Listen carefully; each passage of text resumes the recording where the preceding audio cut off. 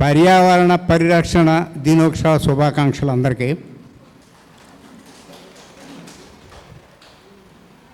పర్యావరణం అంటే కొంతమంది కేవలం చెట్లే అనుకుంటున్నారేమో, కానీ కాదు.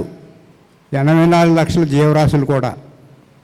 84 లక్షల జీవరాశులు మన చుట్టూ ఉన్నాయి. మన చుట్టూ ఉన్నదే పర్యావరణం, చెట్లు. కానీ ఈ జీవరాశులకి చెట్లకి డిఫరెన్స్ ఏంటంటే, చెట్లు జీవరాశులని రక్షిస్తున్నాయి. జీవరాశులు, చెట్లు లేకపోతే జీవరాశులు లేవు.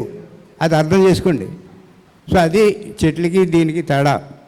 అంచేత ఇది ఇక్కడ మనం గ్రహించవలసింది ఏంటంటే, మన చెట్లని రక్షించాలి, జీవరాశుల్ని రక్షించాలి.